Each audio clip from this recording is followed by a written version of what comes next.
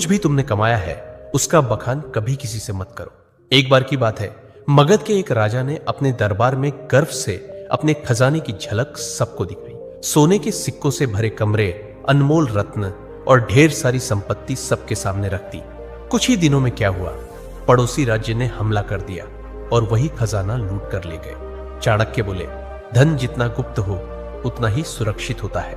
उसकी दिखावट करना, अपने आप को चोरों और जलने वालों के सामने खड़ा करना है। फिर उन्होंने शिष्यों से पूछा, पुत्रों, क्या तुमने कभी देखा है कि अमीर लोग अपनी सच्ची कमाई सबको बताते हैं?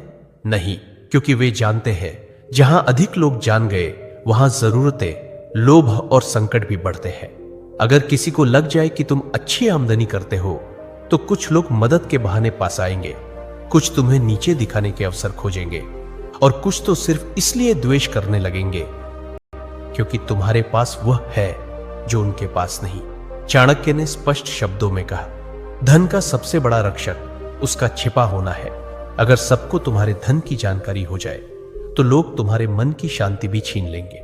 इसलिए याद रखो, अपनी कमाई को ढंका रखो जिससे मन स्थिर और निश्चिंत रहे, क्योंकि जो धन दिखाया गया वही या तो लूट का कारण बनता है या जलन का। तीसरी बात, अपनी भविष्य की योजनाएं गुप्त रखो। आचार्य चाणक्य ने तीसरी नीति बताते हुए कहा, पुत्रों, जब तक कोई योजना पूरी न हो जाए उसे अपने मन के अंदर ही रहने दो। जो लोग अपने हर कदम की घोषणा पहले कर देते हैं वो अक्सर मंजिल तक पहुंचने से पहले ही रास्ता खो देते हैं। तक्षशिला के गुरुकुल में बैठे शिष्यों को चाणक्य ने एक उदाहरण दिया। एक बार का किस्सा है। एक व्यापारी ने सोचा कि वो अपने शहर में मसालों की एक बड़ी दुकान खोलेगा। उसने अपने सभी रिश्तेदारों, दोस्तों और पड़ोसियों को पहले ही ये बात बता दी। अगले ही हफ्ते एक चालाक आदमी ने उसकी बात सुनकर उसी जगह उसी तरह की दुकान खोल दी और बाजार पर कब्जा कर लिया। जब व्यापारी पहुंचा तब तक देर हो चुकी थी। चाणक्य बोले, हर विचार एक बीज होता है। अगर उसे बोने से पहले ही सबको बता दोगे तो कोई उसे मसल देगा या तुमसे पहले फल ले जाएगा। योजना की असली शक्ति उसकी चुप्पी में होती है। उन्होंने आगे कहा, ध्यान रहे, तैयारी का समय दिखाने का नहीं होता।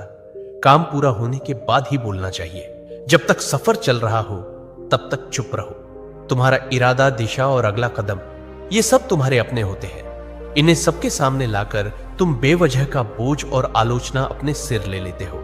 आज की दुनिया में भी यही नीति लागू होती है। कोई नया काम शुरू करना है, कोई योजना मन में है, व्यापार शुरू करना है या नौकरी बदलनी है, तब तक किसी से मत कहो जब तक वह काम पूरा ना हो जाए, क्योंकि ये दुनिया न तो योजना की रक्षा करेगी न ही असफलता की जिम्मेदारी उठाएगी। चौथी बात, अपनी कमजोरियां किसी को मत बताओ। आचार्य चाणक्य ने गंभीर स्वर में कहा, पुत्रों, जिस दिन तुमने अपनी कमजोरी किसी और को बताई उसी दिन तुमने हार की पहली सीढ़ी चढ़ ली। तक्षशिला के गुरुकुल में एक दिन एक शिष्य ने पूछा, गुरुदेव, अगर हम किसी अपने को अपनी पीड़ा, डर या कमजोरी बता दें तो क्या वो हमें समझेगा नहीं? चाणक्य मुस्कुराए और बोले, अपने अक्सर तब तक साथ होते हैं जब तक तुम्हारी ताकत उन्हें फायदा देती है, लेकिन जैसे ही तुम्हारी कमजोरी सामने आती है वही लोग या तो दूर हो जाते हैं या पीठ पीछे वार करते हैं। उन्होंने एक कहानी सुनाई। एक योद्धा था जो तीरों से डरता था। उसने अपने सबसे करीबी साथी से कहा, अगर युद्ध में तीर चलने लगे तो मुझे पीछे कर देना, मुझे डर लगता है। कुछ समय बाद वही साथी शत्रु से जा मिला और युद्ध में सबसे पहले तीर उसी योद्धा की ओर चलवाए, क्योंकि उसे पता था कहां वार करना है, और वह योद्धा बिना लड़े धराशायी हो गया। चाणक्य बोले, कमजोरी तब तक ताकत है जब तक केवल तुम्हें पता हो। जिस दिन वह किसी और को पता चल गई वह तुम्हारे विरुद्ध सबसे तेज अस्त्र बन जाती है। उन्होंने चंद्रगुप्त की ओर देखकर कहा, राजा वही होता है जो अपने डर को तलवार में छिपा ले और चेहरे की मुस्कान में अपने घावों को भी छुपा ले। तो याद रखो मेरे दोस्त, अपने डर, अपनी तकलीफें, पुराने घाव, इन्हें अपने भीतर रखो, क्योंकि दुनिया में बहुत से लोग मदद नहीं करते, हार का तमाशा देखने के लिए खड़े रहते हैं। पांचवी बात, अपने दान का बखान मत करो। आचार्य चाणक्य मुस्कुराए और बोले, पुत्रों, जो दान जुबान से बोला जाए वो पुण्य नहीं, अहंकार का प्रदर्शन होता है। गुरुकुल में बैठे शिष्यों ने प्रश्न किया, गुरुदेव, अगर हमने किसी गरीब की मदद की, किसी भूखे को भोजन दिया या किसी छात्र को शिक्षा के लिए सहायता दी तो क्या यह बताना गलत है? चाणक्य ने शांत स्वर में कहा, जब तुम दान करते हो और फिर उसी का प्रचार करते हो तो वह मदद नहीं रह जाती, वो तुम्हारे घमंड को बढ़ाने का तरीका बन जाती है। उन्होंने चंद्रगुप्त को संबोधित करते हुए कहा, एक बार एक राजा ने दरबार में घोषणा की, मैंने इस वर्ष 100 गायें ब्राह्मणों को दान दी है। लोगों ने तालियां बजाई, पर उसी रात सपने में उसे एक वृद्ध ब्राह्मण मिला और बोला, राजन, आपने जो दिया वो पुण्य नहीं बना, क्योंकि आपने उसका बखान कर दिया।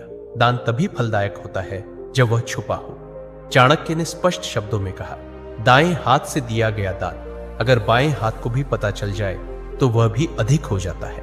फिर उन्होंने एक सूत्र बताया, दान वह दीपक है जो अंधेरे में जलता है, उसे कोई देखे या ना देखे, उसका उजाला एक दिन लौट कर आता है। इसलिए मेरे दोस्त, अगर तुमने सच में किसी की मदद की है तो उसे दुनिया को बताने की जरूरत नहीं है। जो सच्चे दिल से दिया गया है वह ऊपर तक पहुंचता है, बाकी सब बस दिखावे की बात है। छठी बात, अपमान और हार की कहानियां कभी मत सुनाओ। आचार्य चाणक्य ने शिष्यों की ओर देखते हुए गहरी बात कही, पुत्रों, जीवन में हर कोई कभी ना कभी हारता है, अपमान झेलता है, लेकिन उस हार को बार बार दोहराते रहना खुद अपने जख्मों को उधेड़ने जैसा है। उन्होंने चंद्रगुप्त की ओर देखा और बोले, एक योद्धा ने युद्ध में हार का सामना किया। उसने हर गांव में जाकर कहा, मैं हार गया, मुझे धोखा दिया गया, मेरे साथ अन्याय हुआ। कुछ लोगों ने सहानुभूति जताई, लेकिन अधिकतर ने उसे हंसी का विषय बना दिया। और जब वह फिर मैदान में उतरा तो सब पहले से ही उसकी हार देखने का इंतजार करने लगे। चाणक्य ने कहा, अगर तुमने कभी अपमान सहा है तो उसे अपनी ताकत में बदलो, सीख लो, पर उसे ढोल की तरह मत बजाओ। दुनिया चतुर है, वो तुम्हारे दुखों पर रोएगी नहीं, बल्कि उन्हें याद रखेगी। उन्होंने एक सूत्र सुनाया, अपमान को याद मत करो, उसे अपने भीतर शक्ति में बदलो।